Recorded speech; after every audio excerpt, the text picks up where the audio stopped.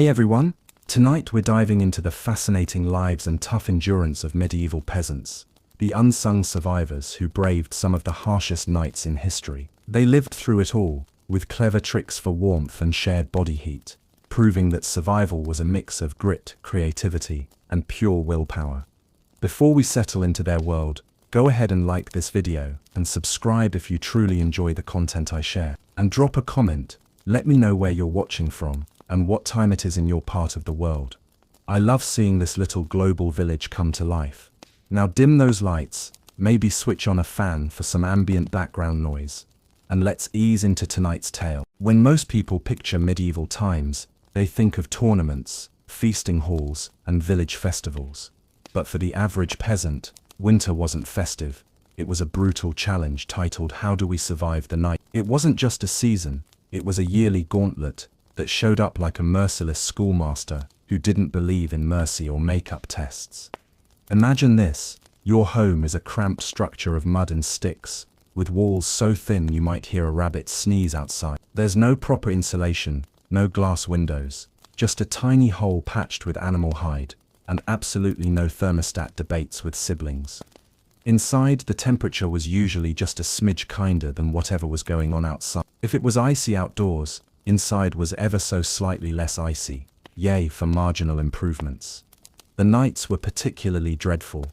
Darkness engulfed everything, winds screamed like banshees, and your tiny hearth fire crackled away hopelessly, barely warming whoever was huddled closer. If you weren't near the flame, you might as well be outdoors, minus the s'mores. Clothing didn't offer much refuge either.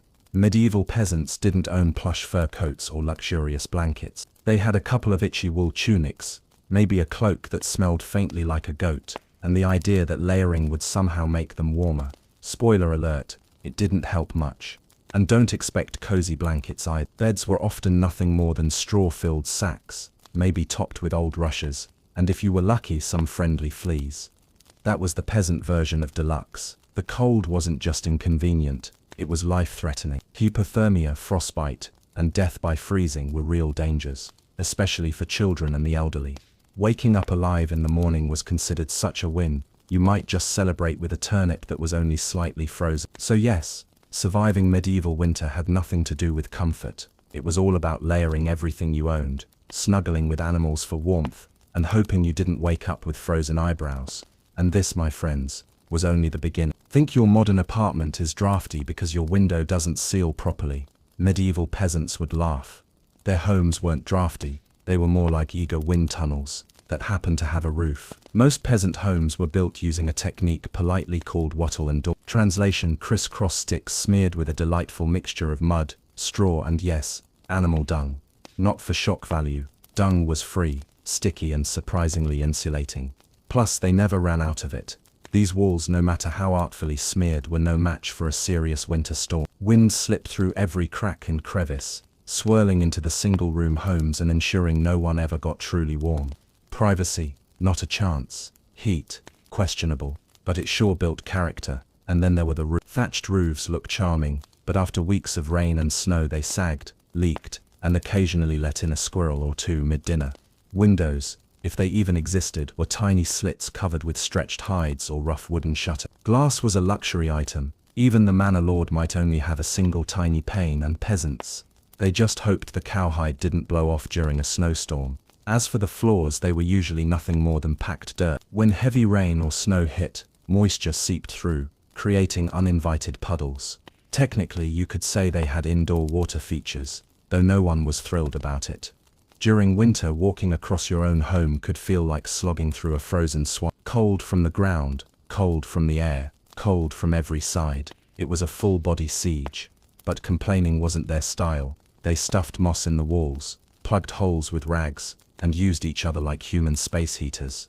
It was DIY insulation at its most prime. Persistence, inventiveness, and maybe a smear of sheep fat rubbed on the walls often made the difference between freezing solid or surviving another night. Because when your home is crumbling, and your best defense against the cold involves goat hair and mud, sometimes you just have to laugh if your jaw isn't frozen shut. And if battling wind and snow weren't enough, medieval peasants also faced an icy enemy from below, the frozen earth itself. Floors weren't really floors back then, just slightly flatter sections of dirt. If you were fortunate, someone might have laid down straw or old rushes to give a false sense of warmth. But don't be fooled, you were basically sleeping a blanket's width above solid freezing ground. And that cold, it rose up like an invisible serpent, slithering through the straw, right into your bones, and deep into your soul. Drop anything during the night, it became one with the permafrost. Peasants had a few ways to combat this icy curse. One tactic was layering the floor with thick straw mats, if you had any to spare. More realistically, if you were gutsy enough to snatch some from your neighbor's barn without getting caught, you might manage a decent floor barrier. But straw flattened quickly, got moldy even faster, and made every step sound like walking on crackers. Some households used dried rushes instead, tossing new ones on top now and then without removing the old layer. Over time, this built up a thriving ecosystem of rotting vegetation, fleas, and whatever other critters decided to move in. It was essentially the medieval version of carpet padding, if your carpet happened to be alive, a bit moist, and carried the aroma of a drenched dog. For those lucky enough to have beds, they didn't offer much relief. Most were just wooden frames crammed with, you guessed it, more straw or hay. Instead of soft mattresses, people had to endure layers that poked, crunched, and shifted, doing little to block the cold seeping up from the ground. Tossing and turning wasn't for luxury, it was a clumsy, half-conscious attempt to keep the blood moving and avoid freezing one side stiff. Medieval peasants didn't so much beat the cold earth as find a way to live miserably just above it. A successful night's rest wasn't measured in comfort or dreams, it was about waking with all 10 toes still intact, and if you managed that, you were ahead of the curve. If there was one unsung hero of a peasant's winter, it wasn't the leaky roof or drafty walls, or even the crusty layers of mud and manure insulation. It was the hearth, a stubborn little fire pit that fought the cold, the darkness and the soul-crushing gloom of medieval life. Right at the center of most homes was a fire, not a refined fireplace, with a mantel and chimney, but a crude pit or a few stones surrounding half-charred logs, belching smoke into the same room where everyone slept. Most homes didn't even bother with chimney. The smoke just tried its best to escape through gaps in the roof, cracks in the walls, or straight into your lungs when it couldn't be bothered.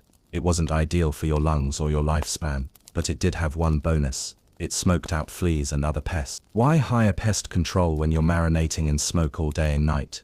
But the hearth wasn't only about warmth. It doubled as the kitchen, the lighting system, and even served as the evening entertainment. Families would gather around it to swap tales, share gossip, or simply stare at the flames because frankly once the sun went down there wasn't much else to do. Keeping that fire alive wasn't optional, it was essential. Letting it go out meant giving winter an open invitation to come in and finish what it started. And reigniting a fire wasn't as simple as striking a match. Matches didn't exist. Starting a fire required flint, steel, a pile of kindling, and a mountain of patience and whispered prayer. Every member of the household had a role, tending the flames, feeding the embers, adding peat, sticks, or if fortune smiled on you, a cherished piece of dry wood.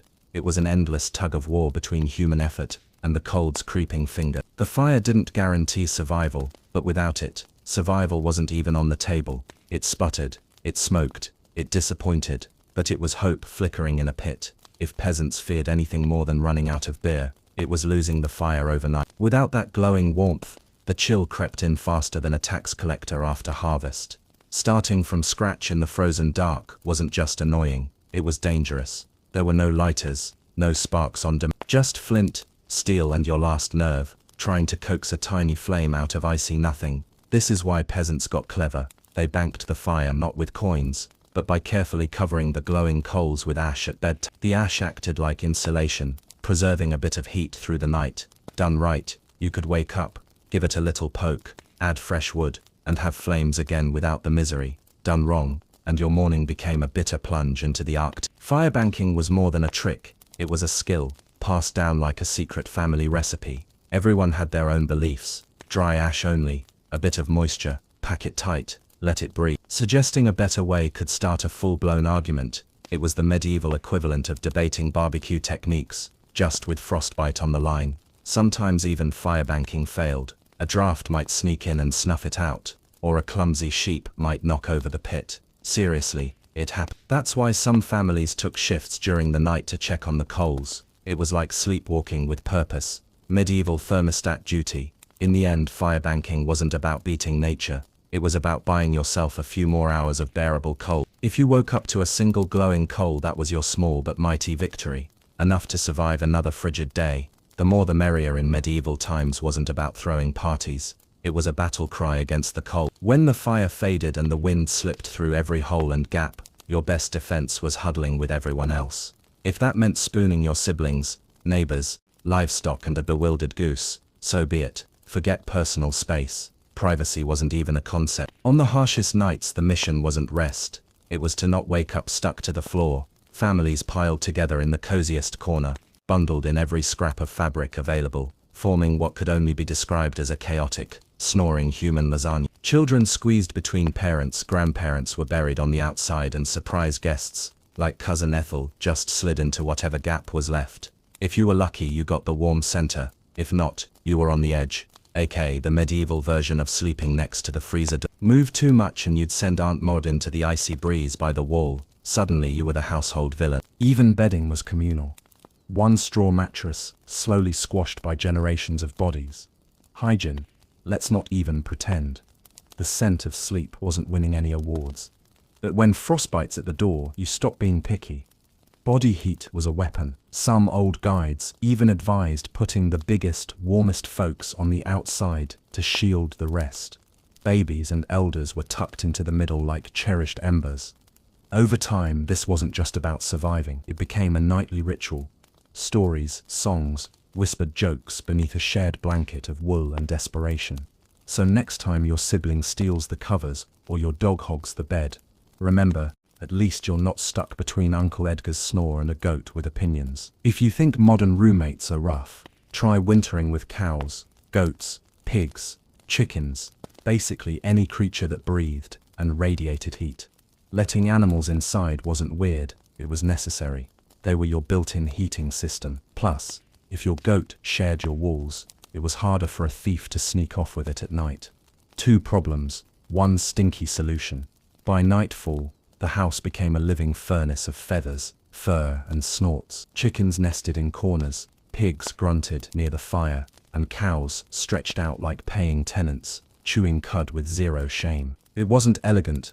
Imagine being trapped in a car on a summer road trip with someone who forgot deodorant. Except now it's a cow, it's winter, and you're not leaving. The smell was unforgettable. By spring, the scent of communal survival was practically legendary. No candles needed, your nose had already surrendered. But peasants learned to live with it, because they knew one thing.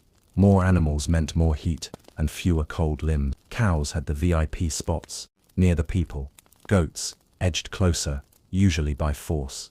Chickens found roosts wherever they could, and pigs, they parked themselves right in the center, no apologies given. Of course, animal cohabitation had its drawback, like being jolted awake by a chicken redecorating your head, or stepping barefoot onto a present left by a pig. Mornings were unpredictable. Still, peasants understood the math. Cold kills. Cow cuddles might save your life. Medieval winter fashion wasn't about looking sharp. It was about staying alive. Nobody cared about trends. They layered like they were going to war with death itself. The rule was simple. Own it. Wear it. Sometimes all at once. You'd start with a scratchy linen under tunic. Not clean. Never soft. Over that, a wool tunic. Maybe another. Add saggy leggings. A heavy cloak. And if you struck gold, a patched sheepskin tossed over the top like a badge of honor. Great, you're a little warmer, and wildly itchy. Boots were rare.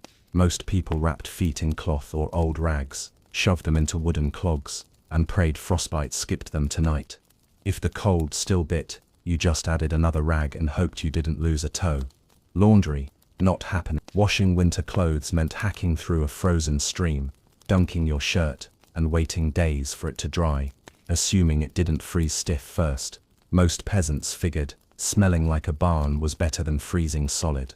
Oddly enough, all that grime and grease acted like insulation, a sticky, smelly barrier, trapping heat, like medieval Gore-Tex, only grimmier and way less fashionable.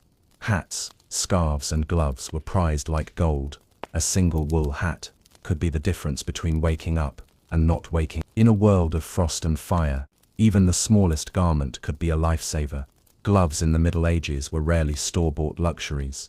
Most were cobbled together from bits of leather or scrap cloth, looking more like discarded puppet costumes than proper garments. Children were especially bundled up, wrapped in so many layers they resembled overstuffed vegetables waddling clumsily around the room.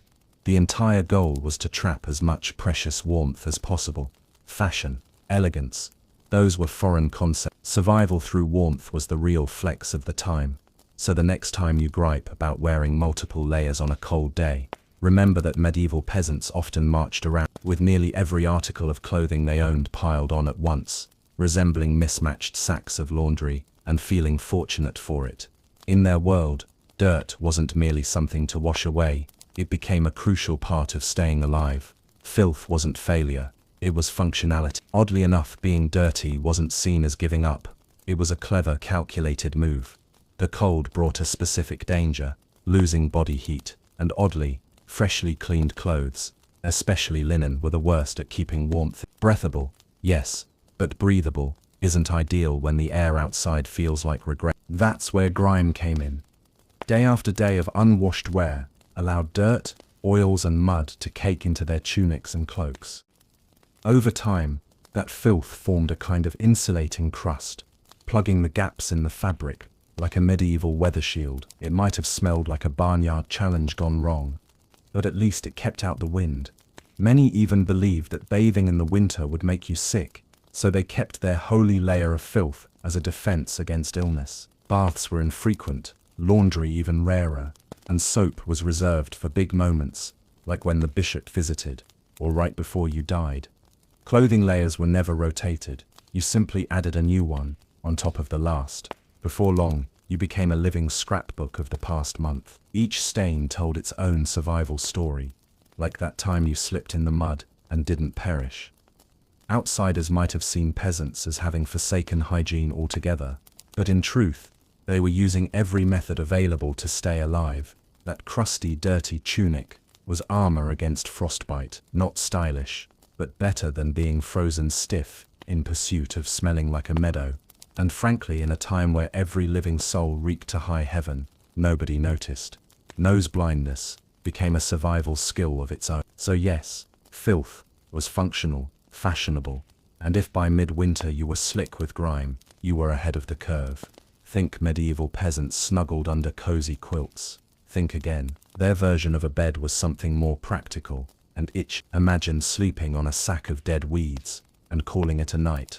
Their beds were simple, a wooden frame, if you could manage, topped with a bag stuffed with straw, hay, or dried rushes.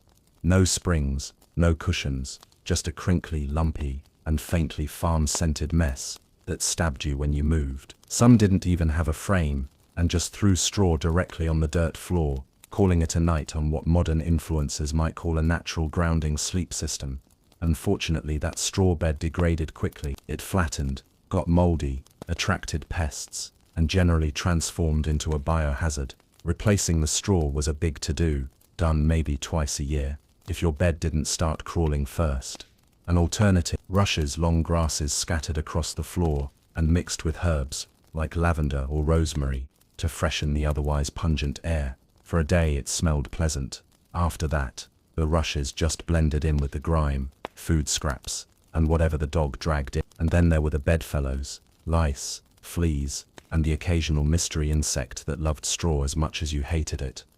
If you scratched more than you slept, congrats, you were doing it right. Still, despite all that, the straw beds did offer vital insulation from the freezing earth. Huddling together atop the pile helped share precious body heat. That was medieval central heating, human-to-human conduction. So next time you tuck yourself into a memory foam mattress, know that somewhere, a medieval peasant is watching from the beyond, smiling a toothless grin, and thinking, well, la-di-da, when your house is made of twigs, earth, and sheer determination, every winter draft feels like an Medieval homes were cold inside and out, walls buckled, mud crumbled and roofs sagged, giving the icy wind plenty of entry points. Every night felt like a new invasion. Sealing up the house became a form of survival art. Gaps were stuffed with moss, straw, scraps of old fabric, dry grass, or even animal fur. If it had even a whisper of insulation, it went into the wall. Some dedicated homeowners even smeared fresh layers of mud and dung on the exterior, as winter insulation. Picture yourself, mid-January, freezing fingers smearing manure onto your walls, thinking, ah yes, the high life. But it worked. Roofs were another headache. Thatched roofing was cheap and common, but far from reliable.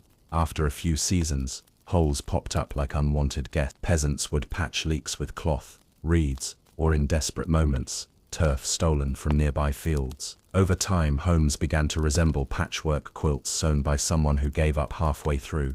Doors and windows, if you had them, offered little defense. A door was basically a wooden plank clinging on with nails and determination. Windows were holes often covered with animal hides or thick cloth soaked in animal fat. Sure, they blocked the wind, but added the lingering scent of mystery stew to your home. Every night became a tactical battle. One draft would find a gap you missed, and slap you in the face like an icy ghost. And yet, through grit and creativity, peasants plugged and patched their homes against the worst winter had to offer. But when the cold crept in anyway, they had a different tactic. Take turns freezing. That's right, sleeping in shifts. It wasn't some organized military drill, it was just desperate practicality. While half the household kept the fire alive and blocked out the cold, the other half tried to grab a few hours of semi-conscious rest, under layers of scratchy blankets and hay. Fires were life. If left unattended, they'd die, and reigniting them wasn't exactly easy. Someone had to babysit the embers, always. Since no one wanted to leave their warm nest, families rotated shifts, sleep a bit, get elbowed awake, and shuffle over to the fire to poke it back to life, all while stepping over snoring siblings and wayward kids old enough to hold a stick got drafted. Grandparents often took longer shifts, partly due to experience, partly because getting up and down was an ordeal, and when it was finally your turn to sleep, good luck. Between people moving, wind howling, and the occasional goat passing gas, rest was more of a concept than a reality. Still, the system worked. The fire stayed alive and so did the family. So next time you're annoyed about adjusting the thermostat, think of the peasant mumbling at 3 a.m. to a smoking hearth, wondering if frostbitten toes were negotiable. In brutal cold, even the way you breathed mattered. Deep, open-mouthed breaths dragged icy air straight into your lungs, a one-way ticket to pneumonia. And since illness often meant death, peasants adapted. They developed what you might call survival breathing, shallow, slow and strictly through the nose. The idea was to gently warm the air before it hit the lungs. Not ideal, but it beat coughing yourself into an early grave. A mouthful of cold air could mean days of misery, hacking up phlegm while grandma tried to help with onion tea and serious prayers. Some even wrapped cloths over their faces while they slept, creating a makeshift breath-warming mask that left them with a damp, cold rag on their lips come morning. But it was better than freezing from the inside out. Kids were taught early to breathe properly in winter, no panting like dogs indoors, and between strict breathing rules, scratchy clothing, and farm animals for bedmates, medieval winters were a crash course in toughness. At night, nestled in straw, wrapped in cloaks, and warmed by cow breath, breathing became an art. Slow, quiet, through the nose like a grim medieval version of a yoga retreat, but with more frostbite and less calming music. It may not have looked like much, but shallow breathing helped peasants survive one breath at a time, and in this never-ending war against cold, they had one final weapon: food.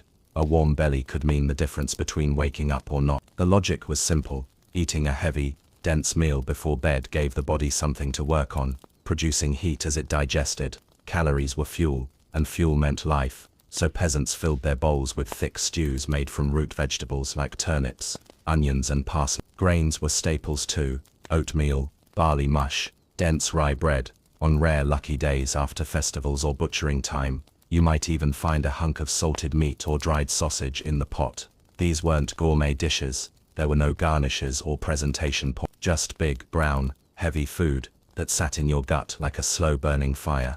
It wasn't about volume, it was about strategy. The longer the food took to digest, the longer it kept you warm through the night. Rich, fatty foods were especially cherished, not just because they delivered much-needed calories, but because fat burned more slowly than lean meat.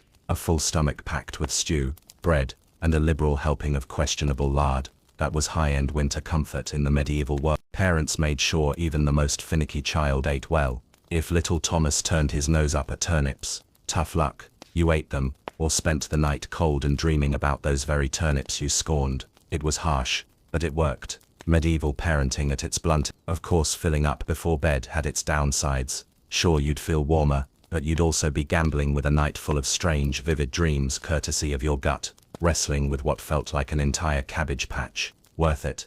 Absolutely. Because peasants weren't chasing gourmet experiences, they were chasing survival, and if that meant waddling to bed, overstuffed and snoozing beside a steaming cow, well, that was just another night in the endless mission to greet the next icy sunrise. Long before electric blankets and high-tech mattress warmers, medieval folk had to innovate if they wanted any kind of bedtime warmth. That's where the unassuming haybox and the surprisingly glamorous hot stone came into play. Let's start with the haybox. It might sound like something out of a barn, and it kind of was, but the concept was pure brilliance. They'd take a solid wooden box, pad it thick with hay, and nestle hot pre-cooked food inside to keep it warm for hours. Leftover stew, piping porridge, toss it in, cover it, and it'd stay toasty long after the fire had gone cold. Basically medieval slow cookers. But the innovation didn't stop with food.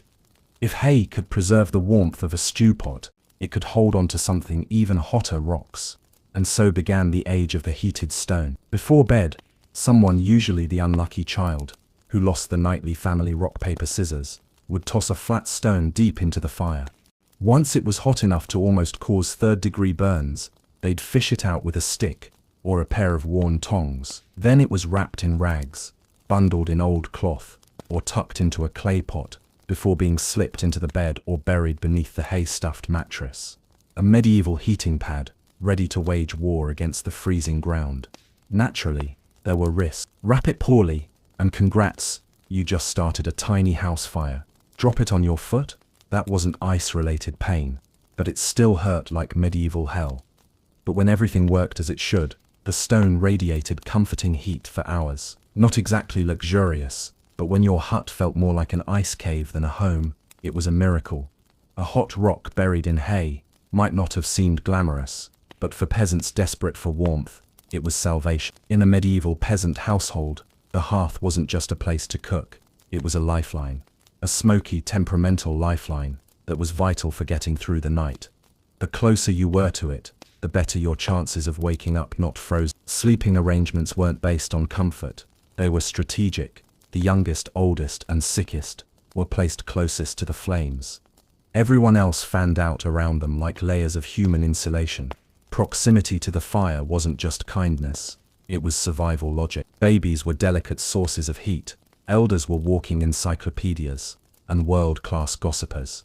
Keeping them warm was a top priority, but cuddling up to the fire wasn't all toasty bliss.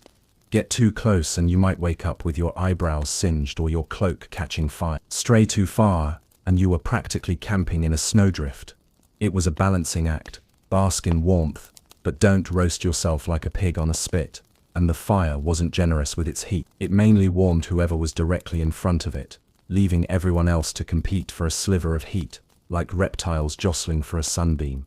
If you were lucky enough to doze off facing the fire, one half of you felt like summer, while the other half froze solid enough to knock animals. Naturally, squeezed in two, dogs nestled dangerously close to the flames, tails wagging inches from disaster. Chickens clambered onto hearthstones, clucking like feathery furnace guards.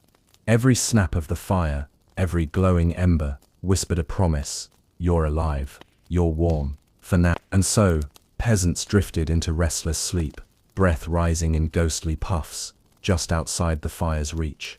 It wasn't comfortable, it wasn't cozy, but it was life clinging to the fragile glow of warmth in a freezing world. In that world, no one survived winter alone, unless they had a morbid desire to become a stylish icicle by spring. Staying alive was a team effort, a muddy, noisy, occasionally smelly team effort.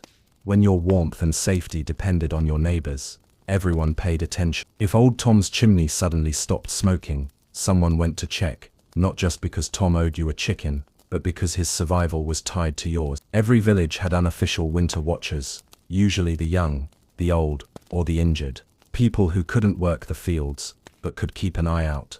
They noticed who was coughing too much, who hadn't shown up to market, and whose home looked eerily still under the morning frost. They were the medieval neighborhood patrol, minus the reflective gear, plus a few dozen sheep. If someone's fire went out, it was a minor emergency, A good neighbor would rush over with a glowing coal wrapped in rags, or offer space in their own smoke-filled hut for the night. It meant squeezing more bodies into an already packed space, but that beat finding your friends frozen in the spring thaw. Communal food supplies were equally vital. During the worst winters, the village might share its last salted meat or grain in a few desperate meals. It wasn't generous, it was survival. Even the children knew what was at stake. They hauled firewood, shared coals, delivered messages. No one was too small to matter when winter knocked at the door. Sure, villages had their squabble. Arguments over goats, fences or missing cooking pots never really disappeared. But when the cold turned deadly, old grudges were often set aside, because today's enemy might be tomorrow's lifeline. And when frost threatened everyone, the village became one big dysfunctional family. Muddy boots, bitter arguments, and all determined to outlast the ice together. But winter wasn't just fought with fire and hay, it was battled with prayer too. When the wind howled and the fire shrank to embers, even the toughest peasants sought divine help. Faith wasn't a weekly ritual, it was in every breath. Before slipping under straw and scratchy wool, families knelt for quick, whispered prayers. Keep the fire burning, the roof from collapsing, the toes attached. Saints were more than religious figures, they were winter warriors. Saint Blaise guarded against sore throats, which could be dead. Saint Nicholas, long before the jolly makeover, was invoked to protect homes from ruin. Rituals wove into survival. Some sprinkled holy water by the hearth, others marked their doors with blessed chalk, hoping for warmth and fortune. Special candles, often lit by the village's most devout elder, flickered through the night like glowing prayers against the cold, and every heartfelt plea came with a promise. Lord, get us through this night, and I'll stop cursing my neighbor. Yes, even the one who keeps stealing our turnip. Faith wasn't abstract comfort, it was a conversation with survival. No one asked for riches, just enough heat, enough food and one more sunrise. Hope was bundled in breathless prayers and buried under itchy blankets, fragile, but strong enough to carry them through the night. Yet for all their grit, belief, and clever tricks, sometimes winter still won, and when it did, it didn't just claim individuals, it devoured families, erased villages. The Great Famine of 1315 was one such nightmare. Endless rain, failed crops, starving animals, bitter cold. People were so desperate, they ate bark, leather, and in the worst cases each other. Letting the fire die out wasn't an inconvenience, it could mean death. Sometimes neighbors discovered entire households in spring, still huddled together in a final embrace, as if love could stretch the heat a little longer. Homes buckled under snow, ice storms shattered roofs in the night, and even dragging yourself through snow to beg shelter might not help, especially if your neighbors were also barely surviving.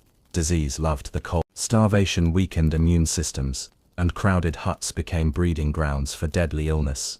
A cough in December could mean a grave in January. Frostbite claimed fingers, toes. Some survived, but winter left its mark. Missing limbs, scars and the silent trauma of having outlived your loved ones. But perhaps most haunting of all was the quiet normalcy of it. Death wasn't a surprise, it was expected. Another face at the door, wrapped in snow, waiting its turn. Still through the grief and cold, peasants pressed on, because if one ember still glowed in the hearth, if one breath still hung in the frigid air, then there was still hope, and that was enough. It's easy to look back and see only their pain, the frostbitten feet, smoke-choked huts, endless struggle, but beneath all that suffering lay something remarkable, raw, unstoppable human resilience. They had no central heating, no thermal blankets, no guarantee. They didn't even have the comfort of assuming they'd live to see spring, but what they did have was the blueprint of endurance. Every hay-stuffed mattress, every shared ember, every makeshift wall plug was proof of human creativity under pressure. They didn't give in, they adapted. They learned from their land, their neighbors, and the cruel lessons carved into every winter. Their legacy isn't just frozen huts or famine stories, it's the will to survive stitched together in straw, soot, and stubbornness. Their communities were forged in mutual survival. They learned to care for the sick, to share resources during times of scarcity, and to believe that aiding a neighbor shivering in the snow today meant they might return the favor tomorrow. They survived by a deeply held truth. No one endures winter alone. Their faith was a form of resilience. Daily prayers were whispered not only in fear, but in flickering hope. A hope both delicate and stubborn, that the next day might bring a little more warmth, a little more light. Hope that after 100 nights of cold and darkness, spring would return, and life would once again break through the frost. And it did, because of their persistence. Because they celebrated quiet victories, like making it through another blizzard or another bitter night. They paved the way for future generations to flourish. Inch by icy inch, they advanced humanity through winters their ancestors could hardly survive, until comfort and heat became ordinary, no longer unattainable dreams. The legacy of their sacrifice lives silently in the lives we lead, woven into every cozy blanket, every heated home, every leisurely winter night spent sipping tea under soft lamplight. All of it exists because of those nameless medieval peasants who refused to surrender to the cold. So the next time the wind howls beyond your double-glazed windows, take a moment to remember them. The faceless, fearless ones who transformed survival into legacy. One glowing ember, one trembling breath, one stubborn heartbeat at a time. Anne Boleyn didn't arrive in the world adorned with jewels or accompanied by legions. She was born around 1501, most likely at Blickling Hall or Hever Castle, the daughter of diplomat Thomas Boleyn and Elizabeth Howard, a noblewoman with powerful lineage. Within the grand hierarchy of Tudor England, her birth made barely a ripple. But from these unremarkable origins, something remarkable began to grow, a life that would one day shift the entire trajectory of English history. Anne stood out not because of her wealth, but because of her sharp mind. She was intelligent, spirited, and by all accounts captivating. Seeing her potential, her family sent her to the continent, where her real education began. She began her service at the glittering court of Margaret of Austria, in the Netherlands, an experience few English girls could dream of. There, Anne absorbed the art of diplomacy, polished etiquette, and the intricate language of European politics. But it was in France that Anne's intellect truly bloomed. She spent years within the refined courts of Queen Claude and Queen Marguerite of Navarre, where she mastered the art of charm, sophistication, wit and influence. While many young noble women focused on needlework, Anne studied intrigue, diplomacy, and how to command attention without ever appearing to seek it.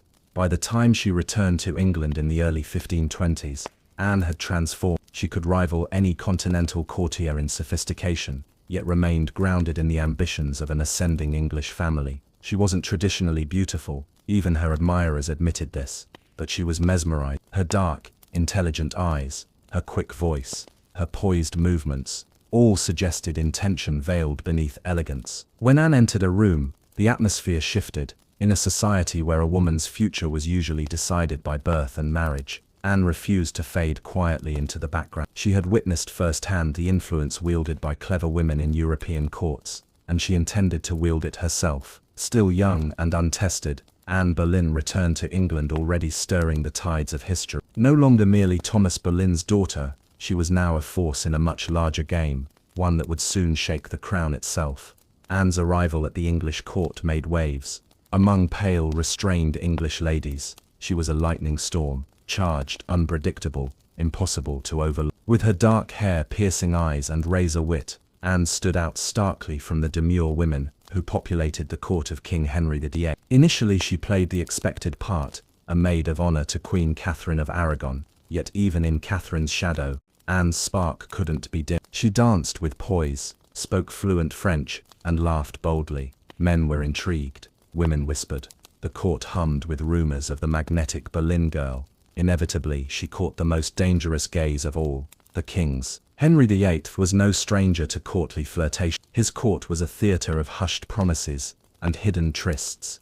But Anne was no typical player. She didn't blush at his flattery or rush into his embrace. She teased, she challenged, she said no. Henry, long accustomed to instant adoration, was intrigued. The more she resisted, the deeper his desire grew. Their correspondence swelled with declarations of love and frustration. Henry offered her the role of royal mistress, the highest unofficial rank a woman could attain, but Anne refused. She would not be another fleeting affair lost to memory. If Henry wanted her, he would have to marry her. It was a breathtaking risk. The king was already wed to Catherine, a queen beloved by the people and fiercely guarded by her nephew, the Holy Roman Emperor. Winning Anne meant defying not just the court but the church itself. Yet Anne didn't flinch. She had learned in Europe that queens could wield quiet power from behind painted fans. She knew this was dangerous, but it was a danger she embraced. In the candle-lit corridors of power, Anne chose not to be admired,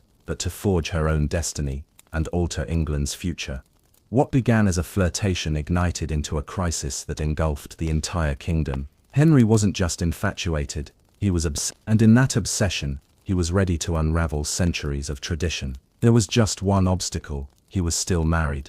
Queen Catherine of Aragon, composed and proud, refused to step aside. She had stood beside Henry for 20 years, and the people saw her as the rightful queen. Divorce wasn't just improper, it was heretical. But Henry was undeterred. He convinced himself and tried to persuade others that their union was cursed because Catherine had once been wed to his brother, Arthur. This, despite the Pope having blessed their marriage years earlier. Now Henry insisted his soul was imperiled, unless the marriage was annulled. Anne played her part with exquisite care. She neither appeared too eager, nor too distant. Every word, every glance was calculated. She wasn't merely after a crown, she was navigating toward the highest throne in the land. Whispers flooded the court, factions emerged. Some noble houses aligned with Anne, sensing change. Others stood by Catherine, appalled. Diplomats sent panicked letters. Foreign monarchs bristled. Even Henry's advisors grew uneasy, sensing a storm approach. As months turned to years, Henry's frustration festered. He flooded the Vatican with pleas, pressed his lawyers for solutions, and slowly realized that Rome would not yield. Catherine's family, especially her nephew, Emperor Charles V, held immense power. But Henry pressed forward, disregarding warnings, precedent, and eventually, the church itself. His passion for Anne had transformed into a national rebellion. What had started as desire had morphed into revolution. Anne was no longer just the king's obsession. She was the spark pulling a kingdom into a new treacherous era. The game had begun, and there was no going back. After nearly 7 relentless years of scheming and upheaval, Anne's risk bore fruit. In January 1533, she and Henry were married in secret, a daring move given that Catherine was still legally his wife in the eyes of the Pope and much of Europe. By June, Anne was crowned Queen of England, in a grand ceremony at Westminster Abbey. It should have been her moment of triumph. But the mood was divided. Londoners watched with cautious eyes. Some cheered. Others whispered prayers for Catherine. Many questioned whether this bold new queen, refined, foreign, dazzling, was a miracle or a menace.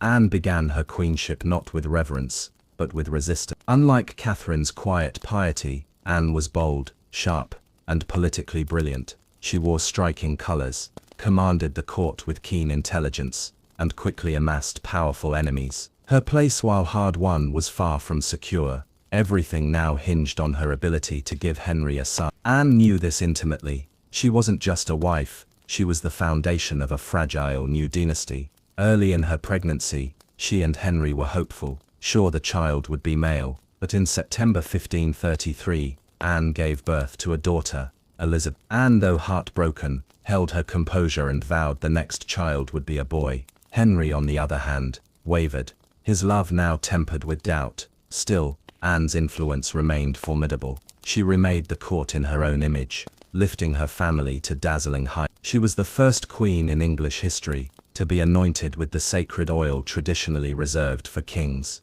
Diplomats courted her favor, foreign alliances shifted at her nod. Meanwhile, Henry broke from Rome, creating the Church of England, with himself at the helm, all to secure Anne's crown. Yet shadows loomed, friends whispered, rivals lurked, and Henry, fickle, restless, began to look past the brilliant woman who had reshaped his world. Anne had seized the throne, but holding it would demand more than wit and wit. It would demand the one thing she had not yet secured, a male heir. Anne Boleyn had risen higher than nearly any woman of her era.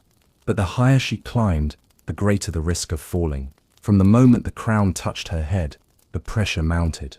Producing a son was paramount. Her daughter Elizabeth, though healthy and sharp, was not the heir Henry needed. Anne endured a series of pregnancies, each ending in heartbreak. Her miscarriages left her weakened, physically and emotionally. With each loss, the foundation beneath her cracked. Henry's devotion, once fierce, began to erode. Their marriage became strained. Anne, ever fiery, fought to retain her position, but Henry valued obedience as much as beauty, and Anne's outspokenness grated. Meanwhile, enemies circled. Nobles who had grudgingly accepted her now plotted openly. Catherine's loyalists still called Anne a usurper. The public blamed her for England's religious rift and the harsh reforms that followed. And then came Jane Seymour, demure, quiet, everything Anne was not. As Jane captured Henry's wandering heart, Anne saw her influence slipping. She tried to reclaim it, lavishing Henry with affection, promising sons, pleading for patience. But Henry, as ever, had already begun imagining a life without her. Political rivals like Thomas Cromwell, once Anne's staunch ally, now worked to destroy her, gathering rumors, sowing accusations, building a case. The woman who once played the game of ambition to perfection now found herself outmaneuvered. In Henry's merciless court, past triumphs counted for little. Only current power mattered. Anne had changed a kingdom, but soon that kingdom would turn against her. Anne Boleyn's enemies didn't attack with swords. They struck in whispers, secrets, and calculated deceit.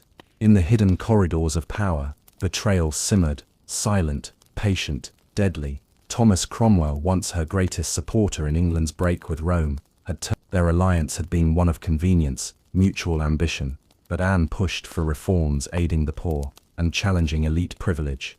Cromwell wanted stability, the king's favor, and no interference. Her audacity became a threat. Henry, whose passion had cooled to suspicion and indifference, no longer defended her. Anne found herself increasingly alone. Her charm, once a powerful weapon, now irritated courtiers, who yearned for a more submissive queen. And Jane Seymour, quiet and cunning, waited. She insisted she had committed no crimes, and thus saw no reason to confess. Death did not frighten her, she said, but she hoped her execution might bring peace to the realm, and perhaps mercy for her young daughter, Elizabeth. A few ladies who had remained loyal to her cried in secret, their grief private. It was Anne who comforted them, not the other way around. At moments she joked with dark wit that she would be remembered as the queen who quite literally lost her head. That sharp humor was part of the indomitable spirit that had once captivated a king and a nation.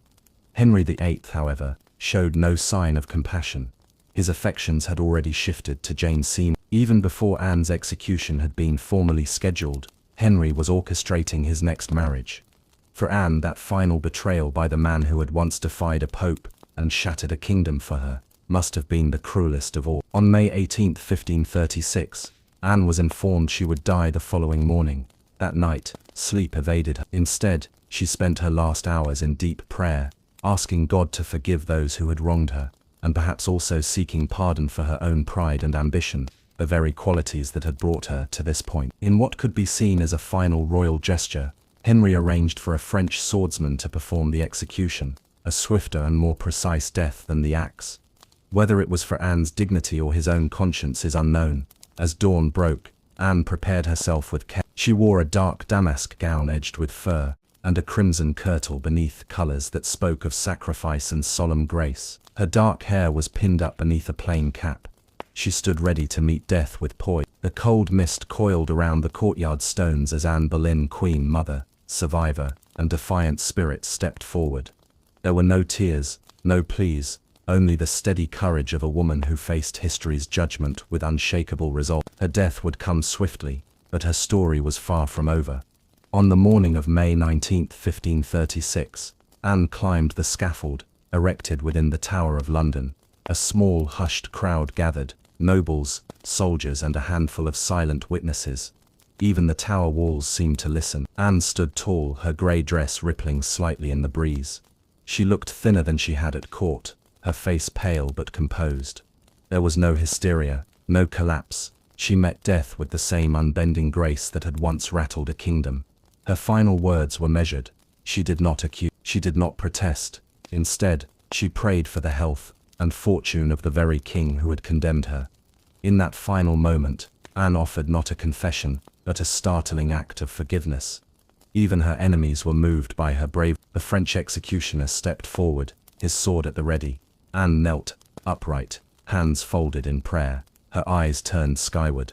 A white cloth was gently tied over her eyes. She remained completely still.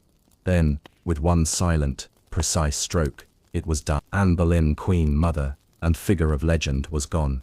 Her body was buried hastily in an unmarked grave within the tower grounds, her remains placed in a simple arrow chest, as no coffin had been prepared. Once crowned with gold, she was now laid to rest without ceremony. But Anne's tale did not end there.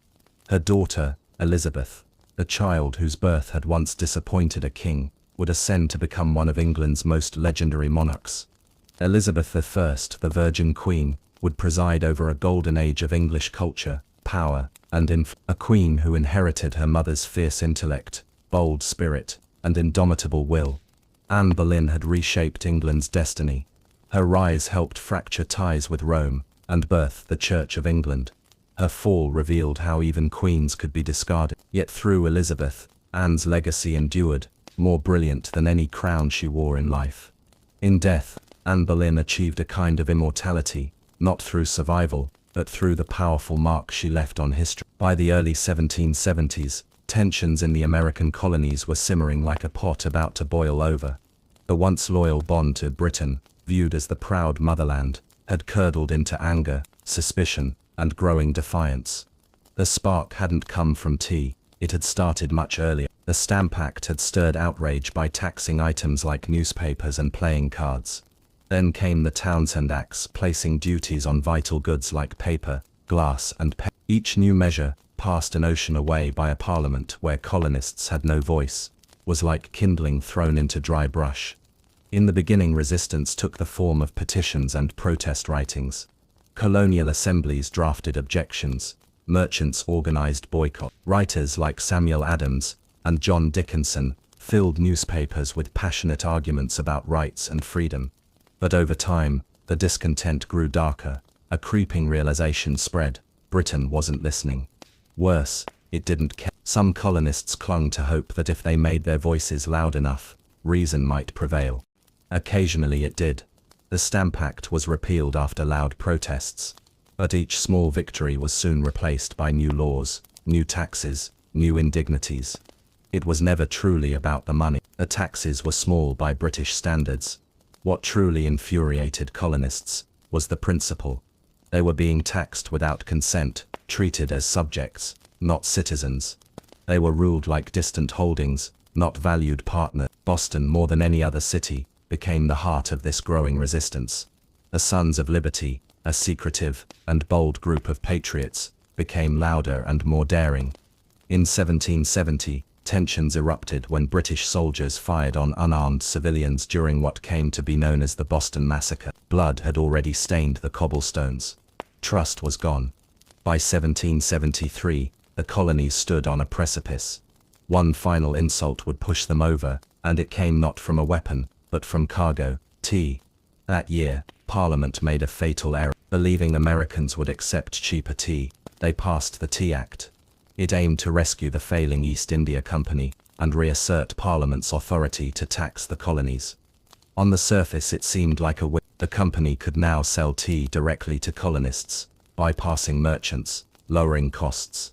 A luxury item, now at a discount. What could go wrong? Everything. Because the price wasn't the issue, it was the meaning behind it. The Tea Act kept the existing tax in place. Accepting the tea meant accepting Parliament's right to impose taxes without consent. For many that was intolerable, a betrayal of everything they had fought for over the past decade. News of the act spread like wildfire. Merchants saw a monopoly, threatening their trade. Patriots heard the message loud and clear: the crown would not yield. Boston, already battered by bloodshed and economic strain, saw the act for what it was: a trap disguised as a gift.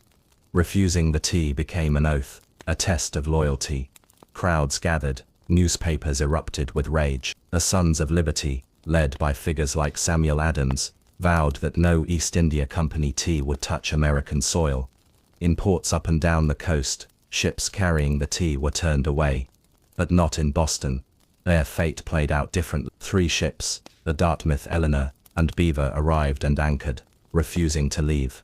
Officials demanded the tea be unloaded. The colonists refused. Tensions stretched tight, like a drawn bowstring. A single action could snap it, and change everything. As the tea ships loomed in Boston Harbor, the city seethed. Every day that passed without resolution made conflict more certain. The people of Boston weren't merely resisting, they were readying for a confrontation. In taverns, churches and meeting houses, a question burned. What should be done? The Sons of Liberty moved quickly. Public notices called for boycotts. Meetings filled with farmers, merchants and tradesmen. Each vote, each speech, each pledge hardened the city's resolve. The Old South Meeting House became the resistance's headquarters. Thousands crammed into its wooden walls, breath visible in the chill, anger thick in the air. But time was running out. By law the tea had to be unloaded, and the tax paid within 20 days. After that, customs officers could seize it, and troops could be called in to enforce it. The Sons of Liberty knew that once the tax was paid, even under protest, the principle would be lost. Governor Thomas Hutchinson stood firm. The ships would not leave.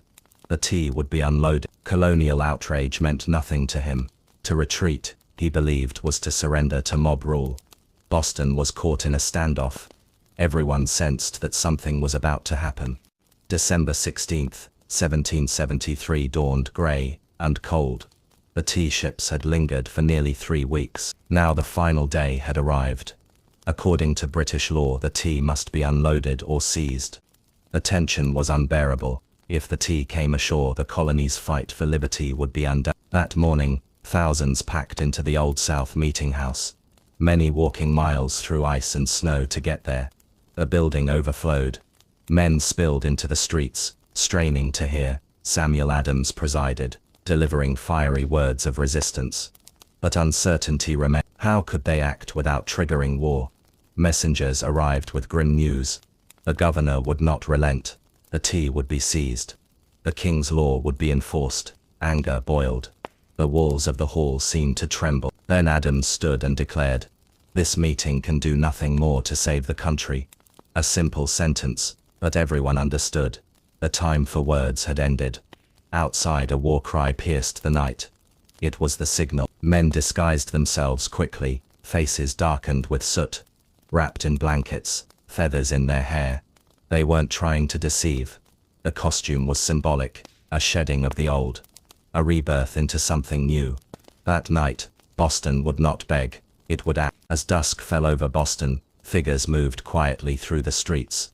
Ordinary men cloaked in rough garb, their faces hidden, approached Griffin's Wharf. There the Dartmouth Eleanor and Beaver waited, silent over the icy water. There was no chaos, no drunken rage. This was not a riot, it was a message, a mission, a turning point.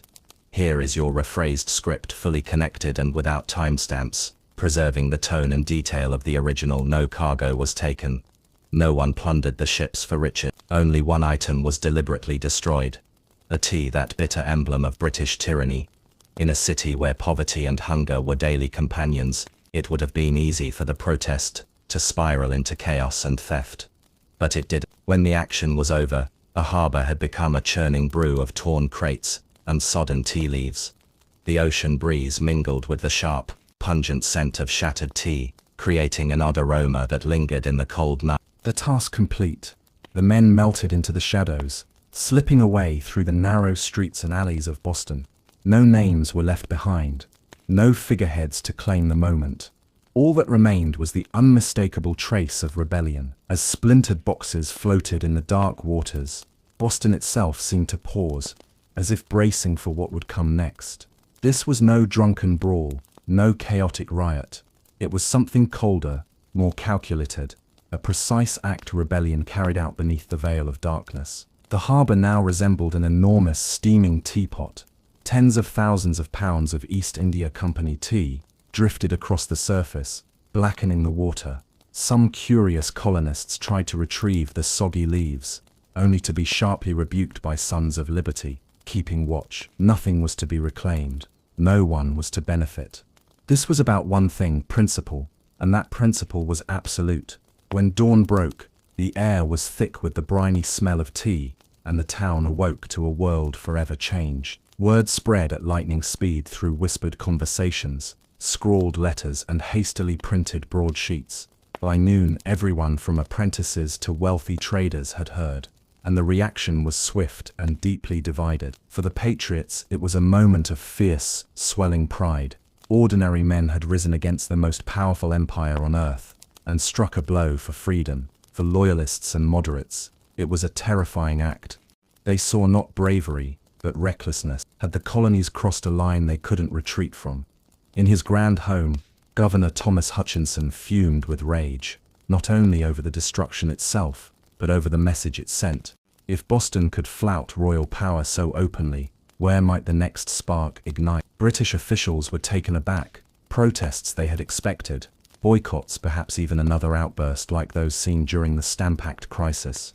But this quiet, disciplined destruction of royal property was beyond anything they had imagined. The captains of the Dartmouth, the Eleanor, and the Beaver could only look on helplessly as their cargo vanished into the depths. The financial toll of that night was recorded at over 10,000, staggering sum, yet the true cost couldn't be measured in currency. What was truly lost was trust, allegiance, and the illusion that Britain governed her colonies by consent. As the last fragments of tea sank into the harbour, something far more potent surfaced, a truth impossible to deny. The time for peaceful protests was nearing its end. A reckoning was on the horizon, and Boston was ready. When news of the Boston Tea Party reached British shores, it struck like thunder. Officials didn't see a protest, they saw rebellion, a bold and open defiance of royal authority. King George III, upon hearing the news, was said to grow cold with fury. Parliament, already weary from years of colonial resistance, erupted with outrage. They demanded punishment, not only for Boston, but as a message to every colony. That punishment arrived swiftly. The first of many blows was the Boston Port Act. In a single decree, Parliament shut down Boston's thriving harbour, its economic heart, until the destroyed tea was repaid and order restored. No ships could come or go. Trade evaporated. Goods became scarce. The once bustling docks fell eerily silent, and the crackdown didn't stop there. The Massachusetts Government Act tore away the colony's ability to govern itself, handing control directly to the king's appointee. The Administration of Justice Act followed, ensuring royal officials accused of crimes could be tried safely back in Britain, a clear sign they were above local law. To remind the colonists that resistance would meet force, British troops were housed among Boston's citizens. The message was undeniable. Rebellion would be crushed. Liberty, if it existed at all, was conditional, granted only when convenient to the crown. But instead of silencing the colonies, Parliament's heavy hand provoked something they had not anticipated. Unity. Rather than retreat in fear, the other colonies rose in support of Boston. As stories of hunger, occupation and martial law spread, sympathy turned into solidarity. Wagonloads of supplies rolled in from neighboring provinces. Letters pledging unity circulated. Secret meetings were held. What had once been seen as Boston's burden now became a shared cause. Britain had meant to isolate Boston. Instead, they had elevated it into a symbol. The torch of rebellion, that once flickered in the dark, now leapt from colony to colony. The shock of Boston's punishment reverberated far beyond New England. Across the 13 colonies, fury gave way to something far more dangerous for the British, a sense of common purpose. The colonies, long divided by distance, religion and competition, had often acted more like rivals than allies. But the closure of Boston's harbour and the stripping of its rights revealed a stark truth. What happened to one colony could happen to any of them. From Virginia to Pennsylvania, from South Carolina to New Hampshire, the reaction was swift and heartfelt. Food and supplies were dispatched to help Boston's citizens. Public gatherings pulsed with outrage. Newspapers flooded the towns with updates. Boston's fight was now everyone's fight. And so, in September 1774, something extraordinary occurred. The First Continental Congress convened in Philadelphia. For the first time, 12 colonies sent delegates to a single gathering. Figures like George Washington, Patrick Henry, John Adams, and Samuel Adams stood side by side, not just as regional leaders, but as architects of something larger. Their official goal was still reconciliation. Most hoped to restore the old balance with Britain. But beneath the surface of their careful diplomacy, a deeper truth was hardening. The colonies could no longer survive as isolated outposts. At the Congress, they agreed to a sweeping boycott of British imports. They pledged mutual defense, and they made it clear, an attack on one would be an attack on all. In taverns and town halls, words like unity, liberty, and resistance moved from whispers to rallying cries. Britain had tried to hammer Boston into submission. Instead, they had forged a continent-wide alliance. The attempt to crush Boston had created something new. Americans, though they came from different backgrounds, held different beliefs, and spoke in different accents, the people of the colonies were beginning to see themselves as part of the same story. The revolution was no longer a storm gathering. It had become the storm, and Britain was already too late to stop it. That night in Boston Harbor, it wasn't only tea that sank. It was the illusion that the colonies could remain loyal subjects forever. The Boston Tea Party had lit a fire that no monarch, no army, no distant legislator could ever extinguish. In the months that followed, scattered protests hardened into outright resistance. Militias began drilling in plain sight. Storehouses filled with ammunition. Taverns that once rang with toasts to the king, now buzzed with talk of revolt. Boston, wounded but unbroken, had become a symbol. The more Britain tried to impose its will, the more the colonies slipped away. Each ship that passed the closed harbor carried a silent message. Tyranny had met its match. The intolerable acts were meant to frighten the colonies into obedience. Instead, they made martyrs of Bostonians, and unified a fractured continent. From the southern plantations of Georgia to the rocky coasts of New England, colonists began to understand that their futures were tied together. Resistance was no longer just about taxation. It was about existence, identity, and freedom. By the spring of 1775, the pressure finally burst. Outside Boston, in the villages of Lexington and Concord, British troops marching to seize colonial arms found themselves face to face with armed farmers. And then it happened.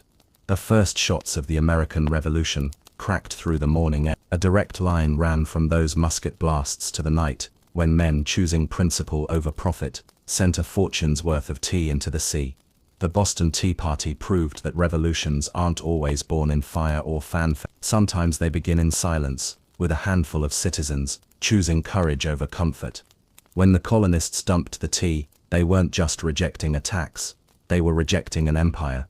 The path ahead would be brutal and uncertain, but one truth had crystallized that night in the harbor. The American colonies were no longer loyal subjects. They had become something else entirely.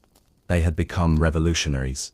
And their story was only beginning. No one could have predicted that buried beneath the sands was one of humanity's oldest urban centers, older even than the civilizations traditionally hailed as the first.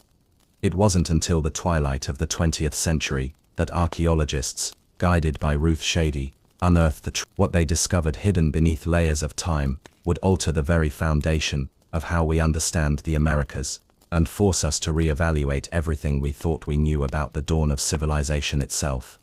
Kerala had emerged, flourished, and vanished in near total obscurity. But now, after thousands of years of silence, its ruins are speaking once more, whispering tales of a thoughtful and sophisticated people who built a world of brilliance and harmony in a landscape where survival seemed nearly impossible. And this, astonishingly, was just the opening chapter of their saga.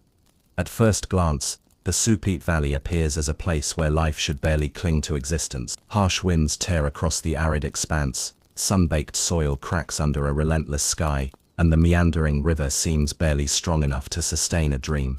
To most, it looks lifeless, empty, and forgotten. But the people of Kerala saw it different. They didn't fear the desert, they embraced it.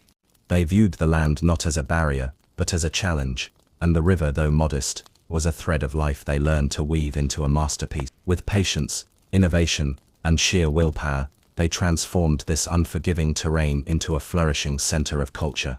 Their first major triumph was agriculture. They deciphered the rhythms of the seasonal floods, crafting clever irrigation systems that directed precious water where it was needed most. What seemed to others as a wasteland, they cultivated into abundance. Crops like cotton, beans, squash, guava, and sweet potatoes thrived under their care. Among them, cotton became particularly prized, not only for its value in textiles, but for the fishing nets it provided, enabling trade with far-off coastal communities. Yet their success wasn't just rooted in farming. The people of Kerala grasped that survival required harmony with nature. Instead of bending the land to their will, they adapted to it. They built dwellings and plazas using local materials, resilient against the searing heat and the rare but devastating rains. Their knowledge of the skies was profound. They charted the stars and timed their harvests, with astronomical precision. Trade flourished as Kerala became a bustling hub. Cotton, dried fish, fruits and handmade goods flowed up and down the coastline. In return, they received vibrant shells from the Pacific, exotic stones from the Andes, and the ideas of distant neighbors. Kerala was not isolated, it was interconnected. In this barren stretch of earth, intelligence, creativity and cooperation allowed a civilization to rise. They didn't dominate the desert, they listened to it, respected it, and built something remarkable in return. Out of this desert landscape emerged the heart of Kerala's legacy. Its pyramids, towering above the plains like ancient sentinels, they upended assumptions about what was possible in early American architecture. These were not modest or crude constructions, they were grand, purposeful expressions of vision and capability. At the city's center stood the Pyramid Maya, the largest of its monumental structures, spanning over 450 feet in length and rising nearly 60 feet high, crafted from stone, mud and bags woven from reeds and filled with rocks. It was built to survive both the fierce elements and the earthquakes that occasionally shook the earth. And it has withstood time for nearly 5,000 years. But Kerala's pyramids were never tombs. They weren't erected to honor death, but life. They served as sacred and civic centers, temples, gathering places, stages for rituals beneath the endless Peruvian sky. Broad staircases led to platforms where fires once blazed and ceremonies unfolded. At their base, enormous sunken plazas welcomed thousands for religious festivals, political discourse, and communal events. This was a city crafted with community in mind. Its layout spoke of shared purpose and cosmic connection. Surrounding the pyramids were clusters of residential buildings, likely homes to priests, artisans, officials, and farmers. The alignment of the city's architecture with celestial events, sunrises, solstices, star cycles, suggests that the people of Kerala saw architecture not just as functional, but sacred. As you walk among the ancient stones today, it's hard not to be awestruck. These grand structures were built without metal tools, without wheels, and without beasts of burden. Yet they reveal an incredible understanding of balance, symmetry, and cosmic significance. The pyramids were not declarations of power over others. They were bridges between earth and sky, people and stars, time and eternity. And even now, they seem to murmur across the sands, telling a story the world once forgot. There is something extraordinary about Kerala that sets it apart from so many other ancient societies. Beneath its sands, no weapons have been found, no towering defensive walls encircle its ruins. No evidence of slaughter or conquest scars its past. Kerala was built not on conflict, but on peace.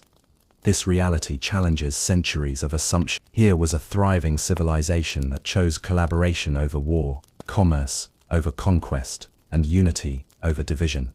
Instead of pouring resources into armies and fortresses, the people of Kerala invested in architecture, science, music, and community life. Their plazas and pyramids weren't monuments to victory, they were temples of celebration, unity, and governance.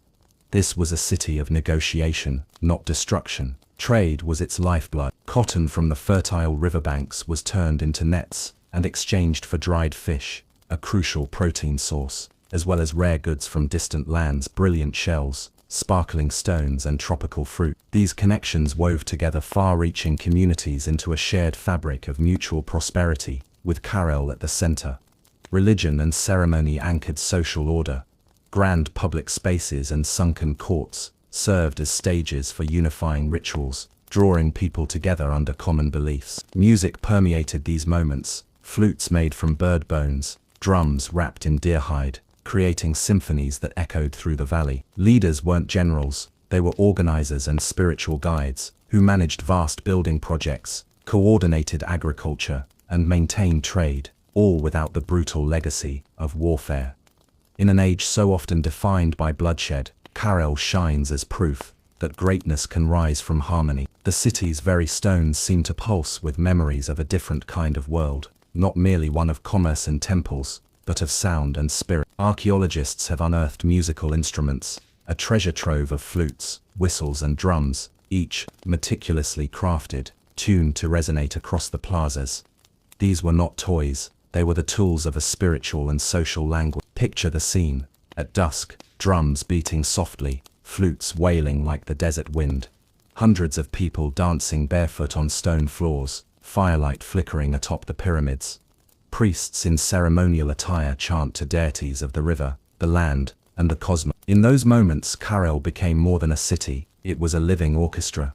Its very design reflected this devotion. The circular sunken courts weren't just open spaces, they were acoustically designed amphitheaters that magnified the sounds and sights of sacred ceremony. The pyramids above were not burial chambers, they were sacred mountains crafted by hand to touch the heavens.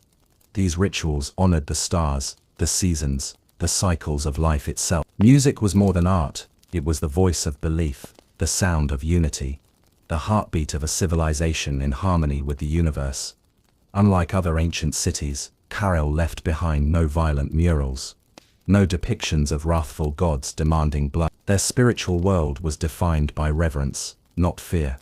Even today, when the wind sweeps through the ruins, you might imagine the faint notes of forgotten melodies echoing in the air. The songs of a people who saw beauty and purpose in even the harshest of places. Karel was more than a city of song and ceremony, it was a marvel of engineering, a testament to what human determination can achieve in the face of overwhelming natural odds. Without the wheel, without metal tools or draft animals, the people of Karel built with stone and earth, in ways that still inspire awe. Their pyramids rose not from fragile clay bricks, but from massive stones hauled across dry land in reed bags, clever containers woven from plants beside the river, tough enough to carry incredible weight. Layer by layer they constructed buildings that could endure both time and catastrophe. The region is notorious for violent earthquakes, yet Karel's pyramids and plazas remain remarkably intact. How? Because the builders mastered earthquake-resistant design. They used wide foundations, flexible fills, and rounded corners to absorb seismic shocks. A deep, intuitive understanding of their environment shaped their methods. It was engineering born not from blueprints, but from generations of wisdom. Water management was another triumph. Despite the arid landscape, Karel's people created intricate canal systems to distribute river water to their fields, maximizing every drop. Their city was aligned with astronomical markers, structures positioned to track the sun's path and the changing seasons. The sunken plazas weren't just spaces, they were observatories, helping priests and farmers predict the perfect times to sow and reap. Even the city's organization revealed its complexity. Living quarters, government centers, and ceremonial hubs were arranged in careful harmony, blending the practical with the sacred. Their vision reached beyond the needs of the present. They built for those yet to come. Modern engineers still study Karel, amazed by its foresight and sustainability. The lesson it offers is timeless. Greatness is not just in tools or machines, but in understanding the forces of the earth and building in partnership with them. Karel's stones have withstood the wrath of nature and the passage of time. They remain as monuments to a people who dreamed boldly and built wisely, etching their legacy into the desert. For centuries, Karel thrived, its plazas vibrant with trade, music, and ritual. Then, without warning, it was left behind.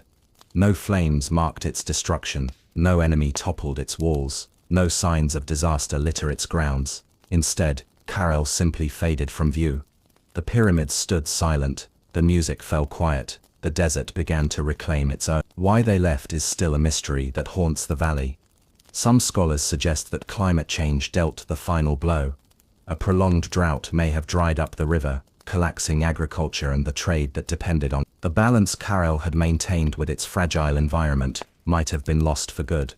Others theorize that shifting trade routes weakened Karel's importance. As new centers rose along the coast and inland, the goods Karel once offered, cotton, fish, crops, may no longer have been enough to sustain its dominance. Slowly, its influence ebbed away. Still others wonder if the collapse was internal. Without written records, we can only speculate. Perhaps political instability, religious division, or simply fatigue after generations of effort led the people to move on. Even peaceful societies can fracture when the future grows uncertain. Whatever the cause, the decline was gradual. Families likely left one by one, searching for greener valleys and stronger rivers. The children who once danced in the plazas may have grown up speaking of a distant city, half memory, half myth. And over time Karel was swallowed by silence, but not forgotten. The stones remain, The music echoes faintly in the breeze, and the story continues told once again.